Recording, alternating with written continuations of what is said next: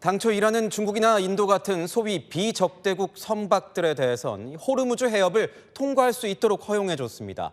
그런데 이란 혁명수비대가 돌연 중국 선박까지 막아 세웠습니다. 중국에 무슨 불만이라도 있는 걸까요? 이렇게 긴장이 고조되는 가운데 불타는 유령선까지 등장했습니다. 이준성 기자입니다. 불길에 휩싸인 선박 위로 검은 연기 구름이 거세게 치솟아 오릅니다. 불타고 있는 선박은 몰타 국적의 화물선 사핀 프레스티지호. 지난 4일 호르무즈 해협을 통과하다가 오만 해안 인근에서 두 발의 미사일에 맞았습니다. 피격 후 선원들이 탈출하자 마치 유령선처럼 불탄 채 바다 위를 떠다니고 있었던 건데 그 영상이 공개된 겁니다. 최초 피격 이후인 지난 18일 추가 공격을 받았다는 얘기까지 나온 상황.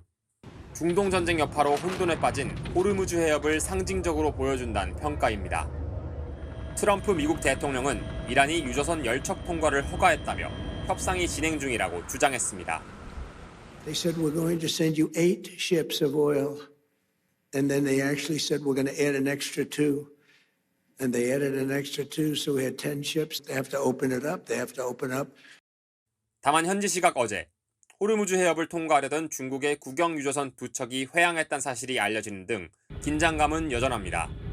이란이 우호 관계인 중국 선박까지 막아선 건데 이 때문에 호르무즈 해협 봉쇄가 곧 해소될 거란 낙관론도 후퇴하며 국제 유가는 약 4년여 만에 최고치를 기록했습니다. 채널A 뉴스 이준성입니다.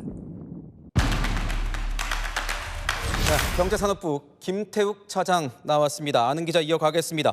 중동 사태의 직격탄을 우리나라를 비롯한 아시아가 맞고 있다. 어느 정도입니까? 네, 지금 아시아 곳곳에서 에너지 대란이 벌어지고 있습니다. 여긴 필리핀 수도 마닐라인데요. 기름값 급등에 대중교통 운전자들이 파업에 나서면서 시민들이 걸어서 출근하는 상황입니다. 자, 그리고 여기는 인도입니다. 빨간 LPG통을 앞에 두고 길게 줄을 서 있죠. 인도는 세계 2번째로 LPG 소비량이 많은 나라인데요. 주로 조리용으로 쓰이는데 가스가 없어서 식당 영업을 멈추고 직접 구하러 나선 겁니다. 그리고 방글라데시 주유소엔 오토바이 줄이 길게 늘어서 있습니다. 연료가 없어서 직접 밀고 주유소를 찾아가기도 합니다. 보신 것처럼 지금은 원유 가격 상승 문제가 아니라 이동, 식사, 생업 같은 일상이 영향을 받고 있다고 볼 수 있습니다. 그런데 이 정쟁은 중동에서 났는데 왜 아시아가 더 큰 타격을 받고 있는 겁니까? 핵심은 두 가지입니다. 지리적 구조 그리고 산업 구조입니다. 먼저 지리적으로 보면 아시아는 중동산 원유, 특히 두바이유 의존도가 높습니다. 중동에서 생산된 원유의 80% 이상이 아시아로 향합니다. 운송 거리가 짧고 비용도 싸기 때문에 이 구조가 자리 잡은 건데요. 이제 와서 미국이나 유럽산으로 바꾸려면 정제 시설을 다시 바꿔야 하기 때문에 시간과 비용이 만만치 않습니다.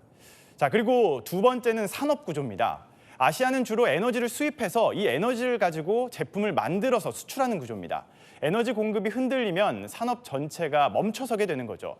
결국 에너지 수입 의존이 높고 제조품 수출을 하는 이 구조적 취약성이 이렇게 큰 타격을 맞게 된 거라고 볼 수 있습니다. 앞으로가 더 문제겠는데요. 그렇습니다. 지금 우려되는 건 이겁니다. 각 나라들이 자국 산업을 지키기 위해서 수출 제한을 시작하면 공급망 붕괴로 이어질 수 있다는 분석도 나옵니다.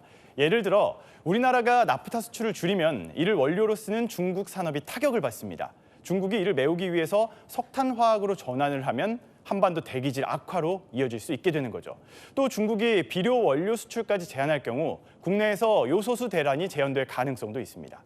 호주의 경우 항공유를 자체 생산하지 않고 아시아에 의존하고 있는데요. 이 아시아 공급망이 흔들리면 연료 확보 자체가 어려워지겠죠. 그럼 결국 항공편 감축과 지연 그리고 물류 여객 전반으로 충격이 확산될 수 있습니다. 우리 정부의 대응이 중요할 것 같습니다. 네, 오늘 김용범 정책실장이 SNS에 이런 글을 적었습니다. 나프타를 지키려다 리튬과 에너지라는 더 큰 흐름을 잃는다면 그것이야말로 소탐대실이라고요. 지금 상황은 각자 버티는 봉쇄 경쟁이 아니라 전체 흐름을 보면서 공급망을 유지하는 정교한 운영이 필요하다는 겁니다. 네, 지금까지 아는 기자 김태욱 차장이었습니다.